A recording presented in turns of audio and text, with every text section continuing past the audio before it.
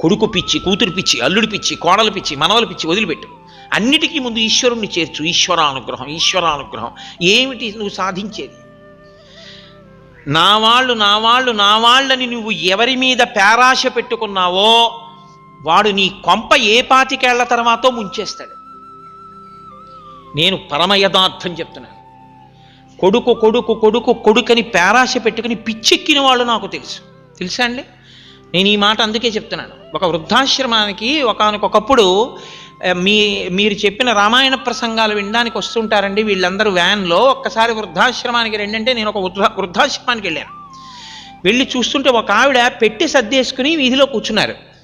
నేను ఆ వృద్ధులందరినీ పలకరిస్తూ అలా వచ్చేటప్పటికి ఆవిడ అన్నారు, నేనేం ఆవిడని అడగలేదు. ఆవిడ అన్నారు, అయ్యా నన్ను తీసుకెళ్ళిపోవడానికి మా అబ్బాయి వస్తున్నాడు ఇవాళ, అందుకని నేను ఇంటికి వెళ్ళిపోతున్నానంటే నేను పెట్టి సర్దుకున్నానారా. అమ్మ చాలా సంతోషం అమ్మా, ఇన్నాళ్ళు ఇక్కడ ఉన్నారు, మీ అబ్బాయి తీసుకెళ్ళిపోతున్నాడు, అసలు ఇక్కడ ఇన్నాళ్ళు ఎందుకు ఉంచాడు, చాలా సంతోషం తల్లి అని నేను ముందుకు వెళ్ళిపోయాను. ఆ వృద్ధాశ్రమ నిర్వాహకురాలు నాకు ఒక విషయం చెప్పారు. వీళ్ళ అబ్బాయి ఈవిడ వీళ్ళ అబ్బాయిని లేక నోములు వ్రతాలు పూజలు చెయ్యనివి లేవు, చేస్తే పుట్టాడు. ఆవిడ భర్త మరణించిన తర్వాత, అంటే ఆ కొడుకు తండ్రి మరణించిన తర్వాత కొన్నేళ్లు పోయాక ఈవిడ ఆయనకి బరువు అయిపోయి ఈవిడ్ని గుడికి తీసుకెళ్తున్నానని చెప్పి మాకు డబ్బు కట్టేసి చెప్పొద్దని, ఈవిడెప్పుడు గుమ్మం దిగింది కాదు, ఎక్కడికి వెళ్ళింది కాదు. అతను ఈవిడ్ని ఇక్కడ విడిచిపెట్టి వెళ్ళిపోయాడు. ఆవిడ్ని ఇక్కడికి తీసుకొచ్చి విడిచిపెట్టి వెళ్ళిపోయాక మేము కొంతసేపు అయ్యాక, అమ్మ మీకు రూమ్ అలాట్ చేసాం, బలానా గదిలో ఉండండి అంటే, ఎందుకు నేను ఇక్కడ ఉండడం ఎందుకు, మా అబ్బాయి వస్తాను నేను వెళ్ళిపోతాను, ఇదేదో చూపిస్తానని తీసుకొచ్చాడంది ఆవిడ. కాదమ్మా ఇది వృద్ధాశ్రమం, మిమ్మల్ని ఇక్కడ చేర్చాడు మీ అబ్బాయి అని చెప్పాం. కొన్ని గంటల తర్వాత ఆవిడికి పిచ్చెక్కిపోయింది ఆ కొడుకు కోసం. పిచ్చెక్కిపోయి ఆవిడ అస్తమానం అన్నం పెట్టగానే అన్నం తినేసి, మా అబ్బాయి వస్తాడండి నేను వెళ్ళిపోతానని పెట్టి సర్దుకుని వీధిలో కూర్చుంటారు.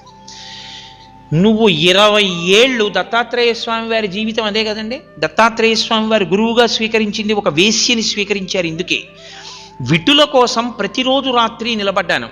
ఇలా నిలబడేది ఈశ్వరుడి కోసం, ఒక్క క్షణం నిలబడితే నా బతుకు ఎంత బాగుండునో అనుకుని మారిపోయింది. ఆ వేశ్యని గురువుగా తీసుకున్నారు దత్తాత్రేయుల వారు. వస్తోంది కదా ఈ వచ్చే పౌర్ణమి దత్తాత్రేయ స్వామి వారి జయంతి, జగద్గురువు. నువ్వు నా వాళ్ళు వీళ్ళు నన్ను ఉద్ధరిస్తారని నువ్వు 25 ఏళ్ళు వాళ్ళ మీద పెట్టుకున్న ఆశలు ఒక్క క్షణంలో పటాపంచలు చేసి, నువ్వెంత నీ బతుకెంత అని నిన్ను నిలదీసి వాళ్ళు తాము చేసుకున్న నిర్ణయానికి కట్టుబడి వాళ్ళు వెళ్ళిపోతారు. అప్పుడు నువ్వు 25 ఏళ్ళు పెంచుకున్న నీ అనుబంధం నువ్వు వగచడానికి ఏడవడానికి పనికొస్తుంది. కాబట్టి ఈశ్వరుని యందు మనసు పెట్టు.